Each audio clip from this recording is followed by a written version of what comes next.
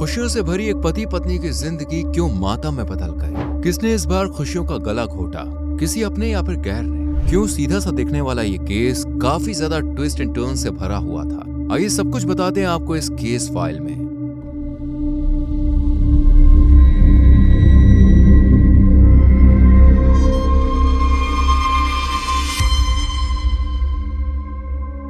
ये case file है बिहार के जिले मोतिहारी के चिरैया प्रखंड की, जहां लोगों की चहल पहल बहुत कम जबकि सन्नाटे का शोर ज्यादा गूंजता है। 16 सितंबर 2025 की शाम करीबन 5:30 बजे की बात है। इसी वीरानगी से भरे इलाके से एक लड़का अपनी बाइक से जा रहा था। होठों पर गाने के बोल थे और चेहरे पर खुशहाली की घटाएं। इसी मदमस्त अंदाज में वो राइडिंग करता हुआ सरेह से अपने घर मोतिहारी की तरफ जा रहा था, लेकिन तभी उसके पीछे एक बाइक दौड़ती हुई नजर आई जिस पर 2 लोग सवार थे। ये गाड़ी पर चलते हुए उस लड़के से हाय हेलो करते हैं और थोड़ी बहुत बातचीत करने के बाद जैसे ही लड़का बाइक से थोड़ा आगे बढ़ता है, ये दोनों बदमाश उसके पास जाकर उसे रोक लेते हैं और फिर अपने साथ लाई हुई पिस्तौल निकालकर लड़के पर तान देते हैं। इससे पहले कि लड़का कुछ कह पाता, भागने की कोशिश कर पाता, अचानक उन 2 बदमाशों ने उस पर एक के बाद एक गोलियां दागनी शुरू कर दी और लगभग 4 गोलियां मारने के बाद वहां से भाग निकले, जबकि लड़का वहीं जमीन पर जख्मी हालत पर गिर पड़ा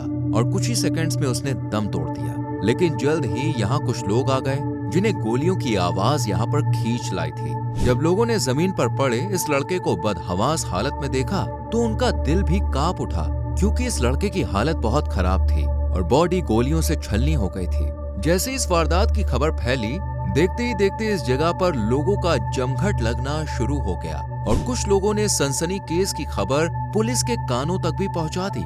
लेकिन ये लड़का था कौन? ये सवाल लोगों के दिमाग में खटक रहा था। इसलिए पुलिस के आने से पहले लोगों ने उसकी तलाशी ली ताकि उसके परिवार को कम से कम इन्फॉर्म कर दिया जाए। जब लड़के की पैंट की पॉकेट चेक की गई तो उसमें कुछ आइडेंटिटी कार्ड निकले, जिनसे खुलासा हुआ कि इस लड़के का नाम अमोद कुमार यादव है और ये मोतिहारी जिले के मोहद्दीपुर नाम के गांव से ताल्लुक रखता है और अमोद की उम्र करीब 28 साल है। लोगों की इस भीड़ में 1-2 लोग ऐसे भी थे जो अमोद उर्फ प्रमोद को और उसके परिवार को अच्छे से जानते थे, इसलिए अमोद के घर पर तुरंत ये खबर पहुंचाई जाती है।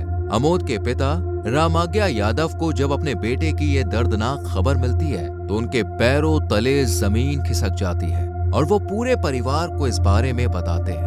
अमोद की पत्नी सुरभिता कुमारी और सोनी कुमारी तो एक खबर सुनते ही फूट फूट कर रोना शुरू कर देती है और उसकी हालत बेहद खराब होने लगती है। इसलिए परिवार उसे घर पर ही छोड़कर अपने बेटे के पास जाने का फैसला करता है। लेकिन सुरभिता भी जिद करती है कि वो भी उन लोगों के साथ घटना स्थल पर जाएगी, क्योंकि जब तक वो अपने पति अमोद को नहीं देखेगी तब तक उसको सुकून नहीं मिलेगा। सुरभिता की ये बेचैनी और जिद के आगे परिवार भी झुकता है और अमोद की 3 साल की बेटी को घर पर ही छोड़कर सुरभिता के साथ उस लोकेशन पर पहुंच जाता है जहां पहले से ही लोगों की भीड़ जमा हो रखी थी। दूर दराज गांव के लोग भी अमोद को देखने के लिए वहां पर आए हुए थे। परिवार के साथ साथ वहां मौजूद हर शख्स के दिल में अमोद के साथ जो हुआ उसका दुख समाया हुआ था। साथ ही मुजरिमों के प्रति गुस्सा भी था, जबकि प्रशासन के खिलाफ नाराजगी कि भला कोई कैसे दिन दहाड़े अमोद को मारकर ऐसे फरार हो सकता।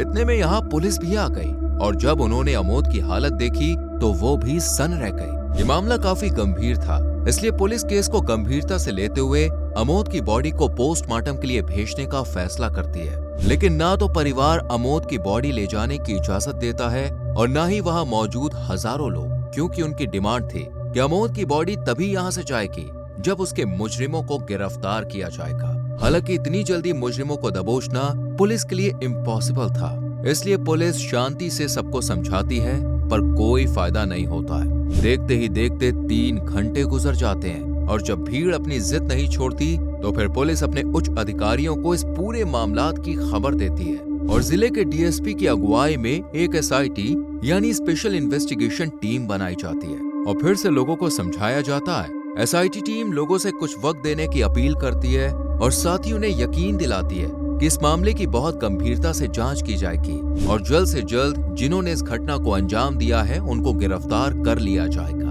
पुलिस की बात मानकर परिवार भी अमोद की बॉडी पुलिस को सौंप देता है और पुलिस उसे पोस्टमार्टम हाउस भेज देती है। साथ ही अमोद के केस को सुलझाने के लिए उसके बारे में हर छोटी से छोटी इन्फॉर्मेशन जुटाना शुरू कर देती है। सबसे पहले तो पुलिस अमोद के बैकग्राउंड के बारे में जानती है और इन्हें पता चलता है कि अमोद मोतिहारी में चिरैया प्रखंड के मोहिद्दीपुर गांव में ही सालों से रहता आ रहा है और उसका काम लोगों को, जरूरतमंदों को ब्याज पर पैसे देना है। ब्याज से जो भी इंटरेस्ट मिलता है उसी से अमोद अपना घर खर्च उठा रहा था, साथ ही कुछ छोटे मोटे काम भी किया करता था।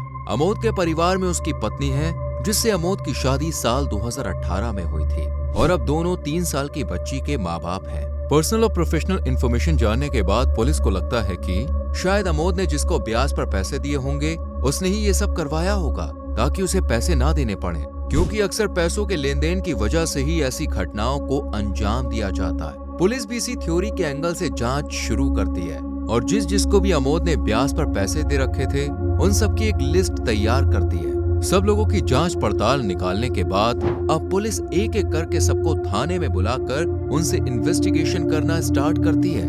कई लोगों से सवाल जवाब करने के बाद भी पुलिस के हाथ खाली के खाली ही रहते हैं, क्योंकि किसी के भी खिलाफ कोई सबूत नहीं था और न ही इन्वेस्टिगेशन के दौरान किसी पर शक की सुई टिकी, इसलिए सबको आजाद कर दिया गया। लेकिन गांव वालों का प्रेशर अब भी बरकरार था। पुलिस को भी समझ में नहीं आ रहा था कि अब पैसों की दुश्मनी नहीं तो फिर जान क्यों ली गई। इसी गुत्थी को सुलझाने के लिए अब पुलिस घटना स्थल वाले एरिया में लगे सभी सीसीटीवी फुटेज को खंगालने का फैसला करती है और एक फुटेज में पुलिस को वारदात का मंजर नजर भी आता है, जिसमें साफ दिख रहा था कि बाइक पर 2 बदमाश आए थे और उन्होंने पहले अमोद से बात की और फिर उसे शूट करके वो भाग गए। लेकिन ये बदमाश थे कौन, ये जानना पॉसिबल नहीं था, क्योंकि फुटेज में दोनों के ही चेहरे साफ नहीं दिख रहे थे। साथ ही बाइक का नंबर भी काफी धुंधला था, इसलिए सबूत होने के बाद भी पुलिस की कोई मदद नहीं हो पाई। पर पुलिस भी हार मानने वाली नहीं थी, क्योंकि गांव वालों का दबाव समय के साथ बढ़ता जा रहा था। दूसरे गांव से लेकर मीडिया गलियारों तक में ये केस आ चुका था, इसलिए पुलिस जल्द से जल्द इस केस को सॉल्व करने में जुटी हुई थी। फुटेज काम न आने के बाद अब पुलिस अमोद का CDR यानी कि कॉल डेटा रिकॉर्ड चेक करती है, जिससे ये खुलासा हो सके कि आखिरी बार उसने किससे बात की थी। पुलिस को यकीन था कि शायद CDR से कोई ना कोई क्लू मिल जाएगा और ऐसा होता भी है। पुलिस जब CDR चेक करती है तो पता चलता है कि अमोद ने आखिरी बार अपनी पत्नी सुरभिता से बात की थी, लेकिन ये बात अब तक सुरभिता ने पुलिस को नहीं बताई थी, इसलिए अब पुलिस खुद उससे पूछती है, जिस पर सुरभिता बिना डरे पुलिस को बताती है कि हाँ, मैंने उन्हें फोन किया था क्योंकि मैं जानना चाहती थी कि वो अपनी बहन के घर से कितनी देर में आएंगे। बस इसी सिलसिले में हमारी बात हुई और उसके बाद वो घटना घट गई। सुरभिता का बयान सुनने के बाद पुलिस को भी सब कुछ नॉर्मल लगा और पुलिस ने फिर इसके बाद आसपास के लोगों से, रिश्तेदारों से अमोद के बारे में जांच पड़ताल करना शुरू कर दिया, ताकि अगर उन्हें पता हो कि अमोद का कौन दुश्मन है या कौन उसे मार सकता है तो पुलिस की कुछ हेल्प हो जाए। इसी बीच अमोद के एक जानने वाले ने पुलिस को कुछ ऐसा बताया कि पुलिस हक्का पक्का रह गई। लेकिन अमोद के फैमिली मेंबर के खिलाफ कोई एक्शन नहीं लिया, क्योंकि इस वक्त हजारों लोग फैमिली के सपोर्ट में थे। ऐसे में बिना किसी सपोर्ट फैमिली मेंबर को अरेस्ट करने का मामला बिगड़ सकता था, इसलिए पुलिस ने बड़ी खामोशी और चतुराई से काम लिया और सुरभिता का CDR खंगाला, क्योंकि किसी शख्स ने सुरभिता के खिलाफ ही बयान दिया था। पुलिस जब सुरभिता का कॉल डेटा रिकॉर्ड देखती है तो उसमें उन्हें एक नंबर मिलता है जिस पर सुरभिता ने कई घंटों तक बात की थी। दिन के 24 घंटों में से 5 से 7 घंटे इसी शख्स से बात हुई थी, लेकिन ये शख्स था कौन? जब पुलिस ने इस नंबर की जांच की तो पता चला कि ये नंबर विकास यादव का है, जो जिला सीतामढ़ी के मसाहा नरोत्तम गांव का रहने वाला है। लेकिन ये अपने गांव में ना रहकर छतौनी नाम की एक जगह पर किराए के मकान में रहता है। CDR से ये तो कंफर्म था कि सुरभिता और विकास का कोई संबंध है, लेकिन क्या सच में अमोद को मारने के पीछे इन दोनों का ही हाथ है? इस सवाल का जवाब जानने के लिए अब पुलिस सुरभिता से कोई बात किए बिना ही विकास यादव के पास पहुंचती है और उसे थाने में लाकर अमोद के बारे में सवाल जवाब करती है। साथ ही पुलिस ऐसा प्रिटेंड करती है जैसे सुरभिता ने उन्हें सब बता दिया है। इसलिए विकास पुलिस के बहकावे में आकर सारा सच उगल देता है, क्योंकि उसे लग रहा था कि जब सुरभिता ने ही सच बता दिया है तो उसके झूठ बोलने का कोई फायदा नहीं है। विकास अब जुर्म कबूल करते हुए कहता है कि मैंने और सुरभिता ने ही अमोद को मरवाया है, क्योंकि हम दोनों एक साथ रहना चाहते थे। यहाँ पर खुलासा होता है कि विकास सुरभिता के जीजा का चचेरा भाई है और बहन की शादी के दौरान ही दोनों की मुलाकात हुई थी। और लव रिलेशन की शुरुआत हो गई थी। लेकिन फिर सुरभिता की शादी अमोद से करवा दी गई, पर सुरभिता विकास को कभी नहीं भूली और शादी के बाद फिर से दोनों की बातचीत शुरू हो गई। दोनों के बीच शारीरिक संबंध भी बन चुके थे और दोनों यूं ही साथ जिंदगी गुजारना चाहते थे। अमोद भी सुरभिता के बदलते हाव भाव को देखकर उस पर अपना शक जाहिर करता है और कहता है कि अगर मेरा शक यकीन में बदल गया तो अंजाम बहुत बुरा होगा, और ऐसा ही होता है। एक दिन अमोद को सुरभिता और विकास की सच्चाई पता चल जाती है और वो गुस्से में सुरभिता से कहता है कि अब मैं विकास को जान से मार दूंगा। ये सुनकर सुरभिता मौका मिलते ही विकास को कॉल करके उसे सब बता देती है और कहती है कि तुम अमोद को मार दो वरना वो तुम्हें मार देगा और मैं तुम्हारे बिना नहीं रह सकती हूँ। एक तरफ तो विकास पर अपनी जान बचाने का प्रेशर था और दूसरी तरफ सुरभिता को पाने की कामना, और ये सब तभी हो सकता था जब अमोद रास्ते से हट जाए। इसलिए विकास अमोद को मारने की प्लानिंग शुरू कर देता है और सुरभिता भी उसके प्लान में उसका पूरा साथ देती है। साथ ही उसे यह भरोसा भी दिलाती है कि वो अमोद की पल पल की खबर उसे देती रहेगी ताकि सही मौका मिलने पर विकास उसे आसानी से मार दे या मरवा दे। हालांकि विकास खुद तो उसे नहीं मार सकता था, लेकिन हाँ उसने अपने दोस्त से इस बारे में बात की जिसका नाम था गौतम कुमार। विकास ने गौतम को बताया कि अगर मैंने अमोद को नहीं मारा तो वो मेरी जान ले लेगा। ये सुनकर गौतम ने उसे एक शार्प शूटर का नाम बताया जिसका नाम था रंजन कुमार, जिसे लोग गोलू पटेल भी कहते हैं। इसकी मदद से गौतम अमोद को मरवाने की सलाह देता है, जो मोतिहारी के थाना मेजरगंज में रह रहा था। यानी दोनों एक ही जिले के थे और विकास को कहीं भटकना भी नहीं था। इसलिए विकास गोलू से ही ये खतरनाक काम करवाने का फैसला करता है। लेकिन इस काम के बदले गोलू को पैसे देने के लिए उसके पास पैसे नहीं थे।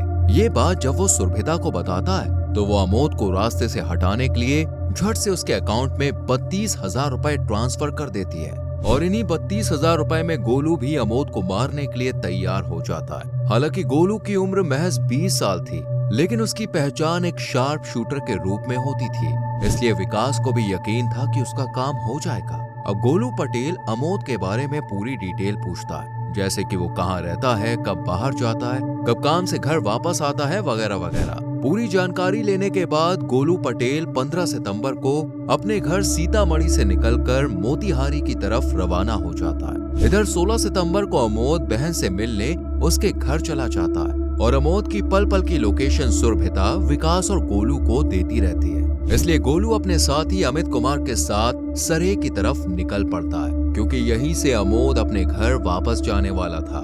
शाम के वक्त सुरभिता अमोद की लोकेशन जानने के लिए उसे कॉल करती है और उससे एग्जैक्ट लोकेशन पूछती है। अब अमोद को तो उसकी साजिश के बारे में कोई जानकारी ही नहीं थी, इसलिए वो उसे अपनी सटीक लोकेशन बता देता है और यही बात सुरभिता विकास के जरिए गोलू पटेल तक भी पहुंचा देती है। बस फिर क्या था, गोलू अमित के साथ गाड़ी पर बैठकर अमोद के पास आ जाता है और उससे पहले थोड़ी बहुत बातचीत करता है ताकि उसे बातों में लगाकर इस घटना को अंजाम दे सके। लेकिन जब अमोद ज्यादा ध्यान दिए बिना आगे बढ़ने लगता है तो फिर गोलू और अमित दोनों जल्दी से उसके पास जाकर उस पर 4 राउंड फायरिंग करते हैं और उसकी जान ले लेते हैं और पकड़े जाने के डर से तुरंत ही वहां से भाग निकलते हैं। ये जानने के बाद पुलिस भी हैरान रह जाती है। अब पुलिस के पास गवाह था, इसलिए अब पुलिस भी सुरभिता को धर दबोच कर पुलिस थाने ले जाती है। और जब गांव के सभी लोगों को सुरभिता की सच्चाई पता चलती है तो हर कोई हैरान रह जाता है, क्योंकि उन्हें यकीन नहीं हो रहा था कि जो पत्नी अपने पति के लिए इतना फूट फूट के रो रही थी, बार बार बेहोश हो रही थी और उसके पति को जिन्होंने मारा उनको पकड़ने की मांग कर रही थी, उसी पत्नी ने अमोद को कितनी बेरहमी से मरवा दिया। अब पुलिस के सामने सुरभिता का सारा सच था और सुरभिता भी जानती थी कि अब झूठ बोलने का कोई फायदा नहीं है, इसलिए वो भी पुलिस के सामने सारा सच कबूल कर लेती है। इसके बाद पुलिस बाकी आरोपियों की भी छानबीन करना शुरू कर देती है। साथ ही पुलिस इस घटना को अंजाम देने के लिए जो पिस्तौल और बाकी चीजें इस्तेमाल की गई थी उन्हें अपने अंडर में ले लेती है। इसके बाद विकास की मदद से पुलिस शूटर गोलू पटेल, गौतम कुमार और उसके साथी अमित कुमार को भी अरेस्ट कर लेती है। हालांकि आरोपियों को पकड़ना इतना भी आसान नहीं था, क्योंकि सुरभिता और उसके प्रेमी विकास ने सबूत छुपाने की बहुत कोशिश की, लेकिन पुलिस की समझदारी, मेहनत और केस को सॉल्व करने की लगन ने आखिरकार सभी आरोपियों के साथ साथ सारे सबूत भी ढूंढ निकाले। और अब भी पुलिस केस की बारीकियों को जानने में जुटी हुई है, ताकि अगर कोई और व्यक्ति भी इस केस में जुड़ा हो तो उसे भी अरेस्ट किया जा सके। फिर आपके हिसाब से सुरभिता और विकास को क्या सजा दी जानी चाहिए, कमेंट सेक्शन में अपनी राय जरूर दें। वीडियो को लाइक और शेयर करके चैनल को सब्सक्राइब करें और बेल आइकॉन प्रेस करें, जिससे आने वाली वीडियोस आपसे मिस ना हो। मिलते हैं अगली वीडियो में।